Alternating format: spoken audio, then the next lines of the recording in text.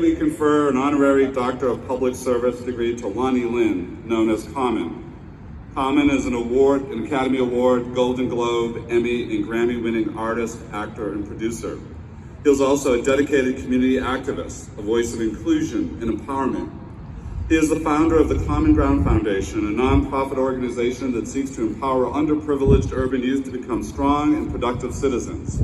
The foundation offers programs that foster the development of leadership skills, creative expression, and a commitment to education. Common engages audiences with stories of his childhood on the south side of Chicago and the obstacles he overcame. Drawing upon his own hard work and path to success, he helps audiences understand how to strive for and achieve greatness by making a commitment to a greater cause. For the past few years, Common has dedicated countless hours and has been deeply engaged in social justice and advocacy work around mass incarceration, mental health, and voting. After the success and impact of his Imagine Justice concert in 2017 and his Hope and Redemption tour to 8 different prisons, Common established Imagine Justice as a new nonprofit in 2018. Centered at the intersection of art and activism, Imagine Justice is dedicated to leveraging the power of art to advocate for communities around the country, to fight for justice and equality, and to stand united against injustice wherever it appears. Common continues to break down barriers with critically acclaimed, diverse roles while devoting his time to raising awareness and giving a voice to those that are often silenced. It is my great pleasure to award you with the degree of Doctorate of Public Service. Please join me in congratulating Common.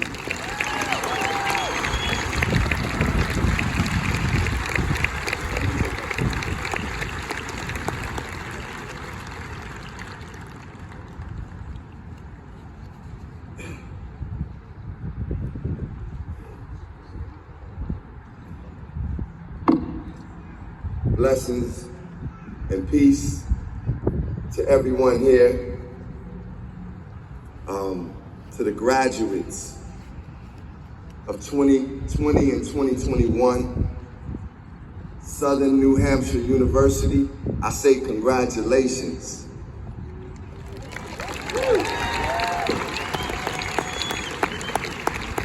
I am more than honored to be here amongst you. I just want to thank God for this moment.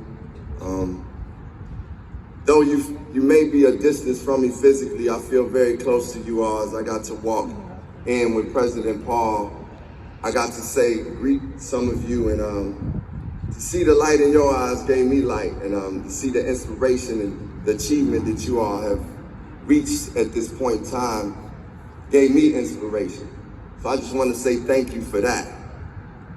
I think it's pretty divine that we are here on this baseball field today. Because I was thinking of a speech that I wanted to do, but then I thought about wow, it's symbolic that you all will be getting your degrees and you have to come home, to home plate. Because home has been something that's been very important to all of us during this past 18 months. As so many of us have said, home has been something that has awakened us. But what is home for you now? Because you all are graduates. You have achieved something. So what is home? After you go through all the bases of life, where is home? And I believe home for you and home for all of us, even our family members that are here, even our staff, who I would like to definitely salute and congratulate, and all the family members of the graduates, the work you have done. But home is a place of success. Home is a place where every one of us, no matter what walk of life we come from, no matter what our nationality, no matter what our religion, home is a place that we deserve. Success is a place that we deserve. Success is a place that we were created for. But what really is success now? In 2021, what is success for you? To my graduates here at SNHU, what is success for you now? Well, I want to start first by thinking about first base. Because when we get back home, we're going to get to where success is. But the first base and first step to success is about being here and being present and being in the moment. Katie referenced it when she said, savor the moments, when that coach told her to savor these moments. If it's one thing that I've come across since being at home for the past 18 months was to savor the moments, was to enjoy the stillness, was to appreciate the stillness. It's something because I spent the past 25 years of my life on the move. I have a home in LA that I had never spent over 3 weeks in my life at before the pandemic hit. Well, during this pandemic, I was forced to stay home like many of us. And what did I get from that? In that stillness. In that stillness, it was funny, at first I felt uncomfortable. I felt uncomfortable being in the present, being on first base. But as time started to progress, I started to take the stillness and really reflect on things. Let me let this plane go by me, y'all okay? And I started to really reflect on what I wanted in life and where I wanted to be in life and what things that I value. I was sitting there still, like many of us, couldn't move and do anything. And the beautiful thing about that was it was nobody else moving, so I didn't feel the competitive nature of like, well, these people are doing this and they're doing this. This person is taking this job. I was able to just be still and be with myself. And in that stillness, I started to think about more and more about what I wanted to give to this planet. I think it's important that we who are reaching first base understand what we want to give to this planet. What is our purpose? What does my life mean? You know, for me, I was like, oh, I don't have to do 30 things to be successful. I can do 4 things and be intentional and do things that I love and be successful. You know, it's very important when we think about purpose and taking those steps to get to success that we really define and identify something that we love. The great writer Khalil Gibran talks about it in the book, The Prophet. He says, work is love made visible. Work is love made visible. So when we think about the schools that we've graduated from, the departments we come through, or the professions we may be choosing, what if it was an act of love, a job of love? It would be very fulfilling. I'm a true believer in the fact that if people live and operate in their purpose, they're happier people. We'll have a better world. So I want to encourage you all, class of 2020 and 21, when you're at first base, taking that time to be in the present and be still, look to identify something that you are purposed to do, something that resonates with your heart and your soul. It may be something that you never thought about could be a profession or be something that you would dedicate your life to. But if you feel it in your spirit, you feel it in your heart, do it, go for it. That may be God speaking to you, telling you, this is what I put you on this planet to do. You know, and within my reflecting, I started also assessing, like, how do I touch my life every day and still put food on the table by doing the things that I'm purposed to do? Because that's something that we're gonna all come across, is just being able to take care of the operations of life on a daily level. And within that, you can always still stay in your purpose. You can always still do the things that you were sent to do. And sometimes you take different positions and jobs that may not be necessarily in the total job that you said, oh man, I dream of doing this, but it's still a chance for you to move towards what you're going for and a chance to take care of your family. One example for that for me was, it was the year 2014, and I was in a place where I just done the film Selma, and I was offered a job to do a reality show, hosting a show about furniture. Now, I don't know nothing about furniture, y'all. And I know more than just rapping, though. I do know about rapping, but I know more than just rapping, but I don't know furniture. So I contemplated, should I take this job? it was really a good opportunity and good money. And it also was something that wasn't completely out of my category of what I wanted to do as far as developing my on-camera talents and doing those things. I ended up taking this job. It was a show called Framework. I know none of you all have seen it because didn't do that well. But you know, during that time I learned a lot. And it wasn't aligned with me being an actor so much. It wasn't aligned with me being a musician. But I learned a lot about people that I was working with. I learned about what it took to actually be a builder of furniture and work in that place. But one of the things I really learned was to be still a little bit. And it gave me an opportunity to actually work on a song called Glory that became an Oscar Award-winning song. Now I went into this opportunity just saying, hey, this is not exactly what I want to do, but in some way or another, I believe it can advance me. And it did. It advanced me and gave me that opportunity to create that song. And I took that job and that time and said, hey, this wasn't everything that I needed, but I got something out of it that I needed. Some of the things that we do will not necessarily be like, oh, this is exactly the job that I'm looking for. But you can get something out of it. And one of those things for me, when it comes to when we're talking about first base and we're talking about being here and being present, is gratitude.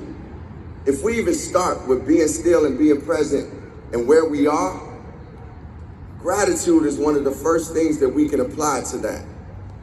And if you're in gratitude, you never, ever are in anger or in a bad space.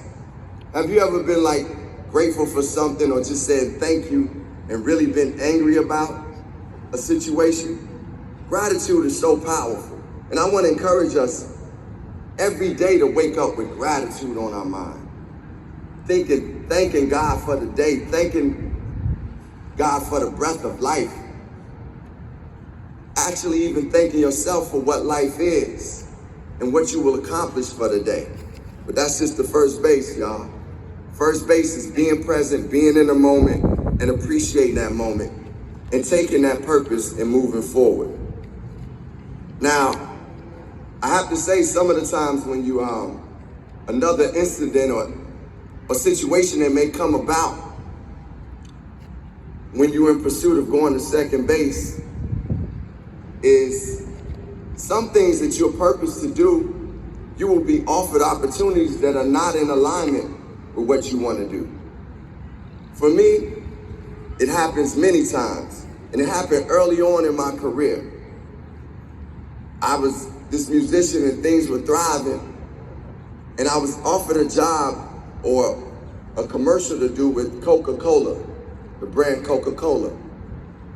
And it was, at the time, it was the biggest deal I'd ever received, an offer I'd ever received. And my whole team was like, you gotta do this, you gotta do this. And I said, you know, I knew who I was, I knew what my purpose was. And I said, you know, this is not, I don't even drink pop. No, I'm not doing this. And my team said, you have to do this. My mother called me and said, you have to do this. This will pay for your daughter's graduation, college, and everything else. But I said, I'm not doing it. Well, after my no, the head of my record company and one of the head partners of Coca-Cola got me on a call. This was before Zoom. They got me on a call and they said, we want to double the money. Will you do it? I said, hey, let me rethink this really quick. Let me see if I can align this with my purpose. What I did in this situation, because many things will come, many opportunities will come. What I did was say, this is what I'm about. How can I present this in this commercial in a way that's true to me, staying true exactly to who I am? And what I did was put together a creative team. I had creative control. I wrote a verse and a piece for the commercial that was talking about authenticity and how you can't get me for money. And I ended up presenting something that was truly me and giving a lot of artists and creators an opportunity to work on this commercial, and it thrived and became something beautiful. Sometimes things will come to you that will be in alignment with you. Some may not. Some you may not be able to rework like that. Just last week, I had an opportunity to work with a big corporation who I don't want to say their name because we just didn't decide not to do this deal. Well, they said they wanted to do work, social activist work. And they were talking to me about doing consulting work. And they were gonna pay me a big amount of money just to consult. All I had to do was show up on a couple of Zooms and then meet with the people and talk with people in my hometown of Chicago about how this corporation can serve our community better. So I'm down for that. I would do that for free.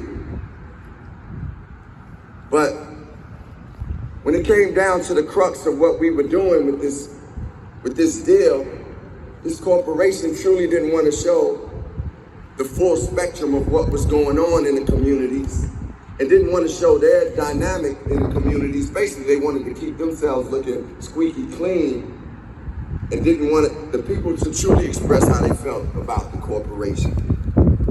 So what did I have to do? This is an amazing deal. It was a chance for me to actually do something that potentially could be helpful to people in my city in alignment with this corporation. But what did I do? I said no. Thank you. Tamara, you know. Sometimes our nose is some of the most important things that we can do and say when it comes to us getting to success and getting to that place we call home.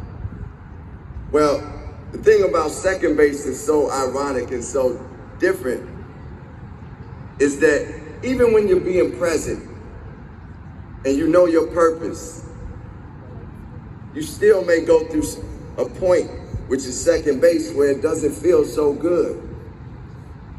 And when you think about it, second base, if we look right now, second base is the furthest place from home. And that feeling, not feeling good, and a situation is very challenging, you feel like the furthest from success that you may ever feel in your life. I felt that feeling.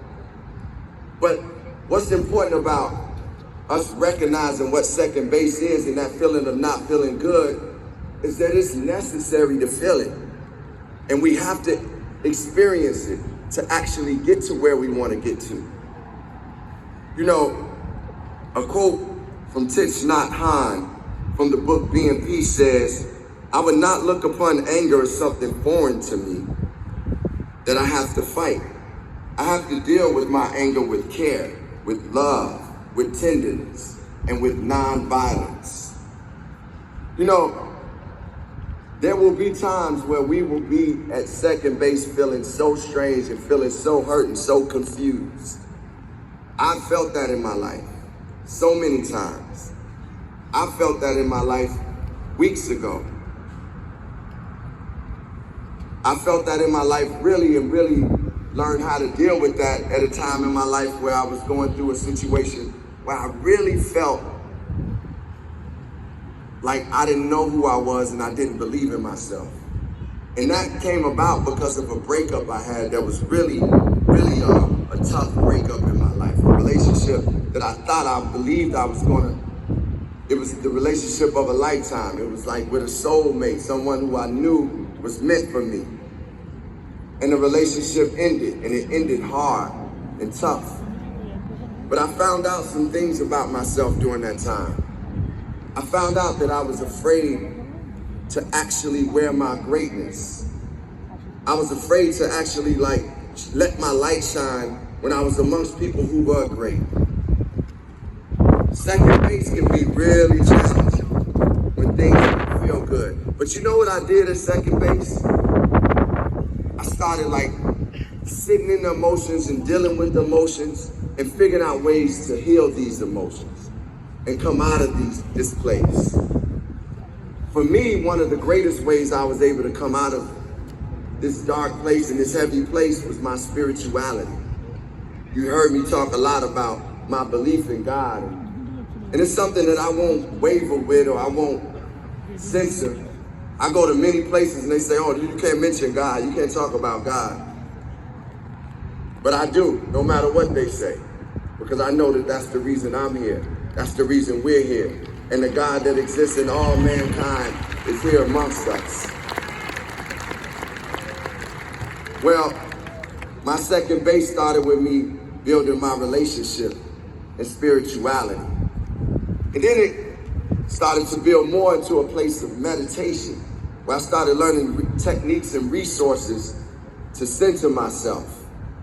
I think one of the most important things that we can do when we think about being present and being in the moment is being able to center ourselves. So I was talking with Sam earlier, and Sam was about to go on to speak. I said, just take a deep breath and center yourself. Whatever method you choose or find that you can use to center yourself during these difficult times, do it. For me, sometimes it's music. For me, sometimes I light up this stick called Palo Santo. For me, sometimes it's prayer. For me, sometimes it's meditation. For me, sometimes even through therapy, I learn to just scream out. And for me, as I heard another gentleman say, kick a rhyme. For me, sometimes it's just expressing myself through art. Find something that you can use to center yourself during these times of being present, during these times of difficulty. And have your mantras and affirmations and things that you say to declare what you want in your life and who you are. And that reminder while you're on second base is you can always see home. If you can say it, think it, you can always see it and actualize it. Well, your third base is something that's actually very fulfilling and lovely.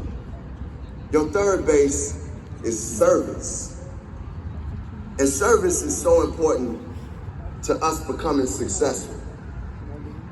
You know, when I first started rapping, my rapping was about me. I was like, hey, I'm the dopest, check out my rhymes, I'm cold, that's what I rapped about. I'm fresh. And it was cool, because hip hop was about that, and is about that in many ways. But it was one performance that I had that this gentleman, he walked up to me after a show and he said, Common, your song Retrospect for Life, which was about abortion. He said, Common, your song Retrospect for Life made me decide to have my child. That shook me. It hit me, it touched me. I said, wait, I was just telling my story and my experience, and you telling me this made you decide to have your child? He said, yes. And from that moment, I started to realize the power of the microphone and the power of what I was doing, and it wasn't just about me. And my purpose started to develop, and it started to grow and evolve. And I realized ways in which I could use the thing that I love towards my purpose. I was on my third base. And no longer than a year later, two gentlemen came up to me after a show. And they were two gentlemen who were gay. And they said, Common, we love your music. My mother loves your music. But we don't like when you use certain terms that are derogatory to people who are homosexual. It really struck me. It was one of the first times I realized that the words that I was using was really affecting somebody. And from that moment on, I never used certain words that would be derogatory towards the gay community and eventually towards anyone. It was a powerful moment for me because I understood the power of the words, the power of the microphone, and what I was doing. And that my purpose and this work and this thing that I love was greater than me. As I just heard, some of you have come through the School of Business, School of Arts, Communications, people from so many different schools and accomplishing great things. But this degree, this education is not just about you. It's something that you could definitely celebrate, and I want you to celebrate today. And at times when you think about how far you've come, or you think about how far you want to go, be grateful that you've reached this point. But it's not just about you. It's not just about you. Service and the things we do for others. Kalu Nduke Kalu says a quote that I'd like to share with you. He says, the things you do for yourself are gone when you are gone. But the things you do for others remain your legacy. So at some point, we will transition and our physical bodies will leave this planet. But as President Paul said earlier, some of the things remain in the hearts of others. Some of the graduates that we even celebrated who've transitioned remain in the hearts of others. The things that we do for others will remain way beyond our lifetimes. And the things that we do, it can't just be like in a vacuum. It can't just be just like, oh, I'm just gonna do this myself and that's it. I can do it. I'm gonna do it alone. Everything and every successful person takes teamwork. And that's the important thing about us being here on this field, and a reminder, even on third base, you still have a team helping you to get home. And you use that team, utilize that team, and surround yourself with good energy. One thing I've made sure I've done since this pandemic and even pre-pandemic is that I'm surrounding myself with good energy. Sometimes we have people in our lives that care about us, but they're not good energy. How do we separate ourselves from that? We either got to set a boundary on what we're taking in, or say, hey, I have no time or space for that energy. I'm not going to invite that energy in my life. And until that person or people get themselves together, you don't invite it in your life. But if you want to get home to that place of success, we got to have great energy and great team around us. You know, there's something about serving that I really loved as I was talking to President Paul about this school here, about what Southern New Hampshire is doing. It's serving people who may not have had the opportunities to go to school or go to college in a way and have that access. One thing I want to encourage you all about service is that serving people who can do for you, that's cool. But what about serving those who don't have the opportunities? Serving the people who are downtrodden, the poor, the people who are overlooked. There's a passage in the Bible that says when you host a dinner, you don't just invite the rich and the powerful, the people who can do for you, but you invite the poor, the sick, the marginalized, and you will be blessed. The work that I've been doing with the criminal justice system is not work that I feel I'm trying to glorify myself, or that I believe that the people incarcerated are going to do something for me, though they do a whole lot just by speaking to me and me hearing them and listening. I've met some of the most enlightening, intelligent, and beautiful people incarcerated in my life. But I don't go in there expecting to get the highlights and publicity about it. It's about doing for people who many times in our society don't have the chances, get treated less than, don't get humanized. The thing I like about us being here is I feel the humanity amongst us all. And it's up to us who've had these opportunities to humanize others, whether they're in prison, whether they're homeless, whether they may be the neighborhood drug dealer. That's the compassion, that's the work, and that's the presence that we must have if we want to talk about reaching success. Because success, even when you talk about being at home, is not just going to be you. Success is going to have to be a universal thing that reaches so many different people in so many different walks of life. Well, in that service, the great Dr. King talked about how we all can do it. And not only do it for people who are poor, but we all can do it no matter what walk of life we come from. So I'd like to share this quote that Dr. King talked about, and this was his definition of greatness. And I like to use it in talking about service because it talks so much about how we can be great and serve. Dr. King says, if you want to be important, wonderful. If you want to be recognized, wonderful. If you want to be great, wonderful. But recognize that he who is greatest among you shall be your servant. That's the new definition of greatness.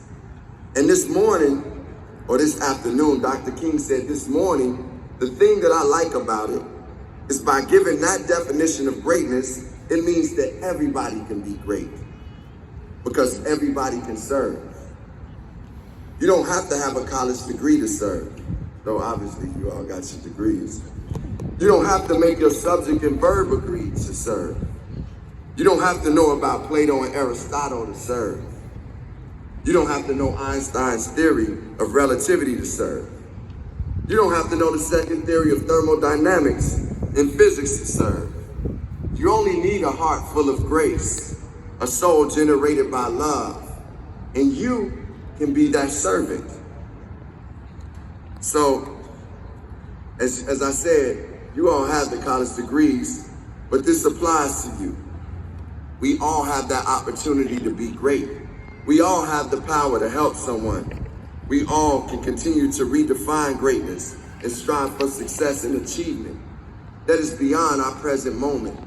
We all can reach home and reach that place of success.